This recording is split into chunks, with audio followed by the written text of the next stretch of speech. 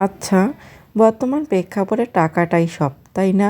টাকা দেখেই যোগ্যতা নির্ভর করা হয়। আপনার মধ্যে মেধা থাক বা না থাক, আপনার টাকা থাকলেই হইল।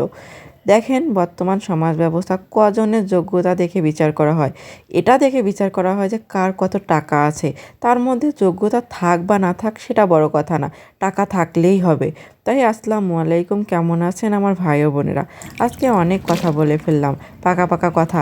কিন্তু দেখেন বর্তমান সমাজ ব্যবস্থা এমন এক পর্যায়ে গিয়েছে যেখানে টাকা দেখেই মানুষের যোগ্যতা নির্ভর করা হয়। কার মধ্যে কী যোগ্যতা আছে সেটা বড় কথা না। সমাজের উচ্চ স্থানটা তাকেই দেওয়া হয় যার মধ্যে কোনো যোগ্যতাই নেই কিন্তু টাকা আছে তাদের।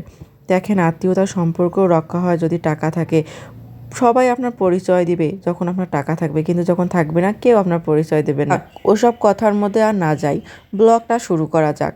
তা আজকে শুক্রবার, তাই ভাবলাম যে আজকে নতুন কিছু রান্না করব। তাই আমার বাবা সকালে উঠে মোরগটা জবাই করে দিচ্ছে। আর এই হচ্ছে সাদা সুন্দরী মোরগ, যে আমাদের বাড়ির সুন্দরী। আমি একটা পোস্ট করেছিলাম যে আমাদের বাড়ির সুন্দরীরা, সেই সুন্দরীটাকে আজকে জবাই করা হলো। তা ওই পাশে আমার আম্মু মোরগটা পরিষ্কার করে নেক, আমি এই পাশে মাছটা রান্না করি। এটা হচ্ছে পাঙ্গাস মাছ। আমাদের বাড়ির কেউ পাঙ্গাস মাছ খাবে না, যার জন্যে মোরগটা জবাই করা। আর আমার পাঙ্গাস মাছ খুব পছন্দ, তাই আমি পাঙ্গাস মাছ রান্না করতেছি। তা এই যে পাঙ্গাস মাছটা আমি ভুনা করে নিব। অনেকের পছন্দ না, আবার অনেকেরই পছন্দ। কেউ খায় আবার কেউ খায় না, সব কিছু রুচির উপর নির্ভর করে। মাছটা রান্না করে নেওয়ার পর আম্মু মোরগটা ভালো করে দিছে, পরিষ্কার করে ধুয়ে দিছে। আমি এবার মোরগটা রান্না করে নিব। তবে সব ময় মশলা দিয়ে আমি মোরগটা রান্না করে নেওয়ার পরে আর আমার আম্মু বললাম যে আম্মু আজকে নাপা শাকের প্যালকা খাবো। আর আমাদের উত্তরবঙ্গের একটা জনপ্রিয় খাবার হচ্ছে নাপা শাকের প্যালকা। এই প্যালকা কিন্তু আমাদের রংপুর বা উত্তরবঙ্গের জনপ্রিয় একটা খাবার। সেই প্যালকাটা কিভাবে রান্না করব চলুন আমার সঙ্গে ফুল ভিডিওটা দেখতে থাকুন। তা এই যে এইসব হচ্ছে নাপা শাক, আর এই নাপা শাকটা শুধু উত্তরাঞ্চলেই হয়ে থাকে। শীত যতদিন থাকবে শুধু এই শাকটা শীতকালেই পাওয়া যাবে, অন্য কোথাও আর পাওয়া যাবে না। আর শীত যতদিন থাকবে আমাদের উত্তরবঙ্গের সবার পছন্দের তালিকায় এই শাক থাকবেই। তা যাই হোক, আম্মু আর আমি শাক তুলে নিয়ে আসছি। আনার পরে এই শাকটা ভালো করে ধুয়ে এই শাকেরই প্যালকা রান্না করা হবে। তা শাকটা ভালো করে ধুয়ে কড়াইয়ের মধ্যে দিতে হবে। তা এই যে কড়াইয়ের মধ্যে দাদি আসছে, দাদি কড়াইয়ের মধ্যে শাকগুলো দিয়ে দিচ্ছে। তারপরে এক এক করে সব কিছু দিতে হবে। লবণ দিলাম সামান্য পরিমাণে, এখানে লবণ, কাঁচামরিচ দিতে হবে। কাঁচামরিচ চাইলে আপনি বেটেও দিতে পারেন, আবার নাও দিতে পারেন, কেটেও দিতে পারেন। তারপর আমি যেহেতু কেটে দিয়েছি, তারপর আদা রসুন বাটা। এখানে কিন্তু কোনো পেঁয়াজ, হলুদ টলুদ কিচ্ছু দেওয়া যাবে না, তেল টেল কিচ্ছু দেওয়া যাবে না। তারপরে আমি আদা রসুন আর কাঁচামরিচ লবণ দিয়ে ভালো করে শাকটা সেদ্ধের জন্য বসায় দিছি। তারপরে এই যে দেখেন কিছুক্ষণ যখন সেদ্ধ হয়ে গেছে, দাদি ভালো করে চামচ দিয়ে শাকটা নেড়ে নিচ্ছে।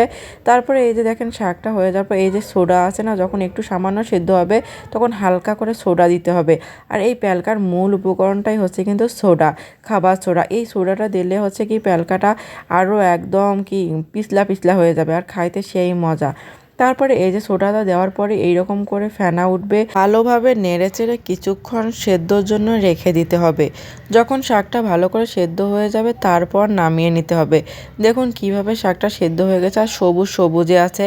তারপর যখন হয়ে গেছে তারপরে আমরা নামিয়ে নিয়েছি। তা এই যে নামানোর পরে দেখেন কালারটা, আর এটাকে একদম সবুজ কালার থাকবে। তারপর সব রান্নাবান্না শেষ। এই পাশে ডাল আছে না, আমাদের উত্তরবঙ্গে এটা একটা জনপ্রিয় খাবার আলুর ডাল। তাই এই আলুর ডালটা দিয়ে আম্মু মাছ রান্না করছে। তারপরে এই যে দেখেন এক এক করে সিম ভাজি, তারপরে গাজর আলু দিয়ে সিম ভাজি, তারপরে মাছ ভুনা, মুরগির মাংস, তারপরে হচ্ছে শাক। তারপর গোসল করে এসে আমি এই যে খেতে বসলাম। তা আমার অন্য কোনো খাবার বেশি পছন্দ না, যার জন্য আমি নাপা শাকের প্যালকা, সিম ভাজি আর মাছ নিয়েই খাওয়া দাওয়া করলাম। তা আপনারা কি খেয়েছেন দুপুরে, কে কী দিয়ে খেয়েছেন একটু জানাবেন। তা ভিডিওটা কেমন লাগলো একটু কমেন্ট করে জানাবেন। আজকে এই পর্যন্ত, সবাই ভালো থাকবেন, সুস্থ থাকবেন এবং আপনাদের রংপুরি আবার পাশে থাকবেন। দেখা হবে নতুন আরেকটা ভিডিওতে, নতুন অন্য কোনো খাবার নিয়ে, অন্য নতুন একটা ব্লগে আপনাদের সঙ্গে সবার সঙ্গে দেখা হবে। আজকে এই পর্যন্ত, সবাই ভালো থাকো, আল্লাহ হাফেজ।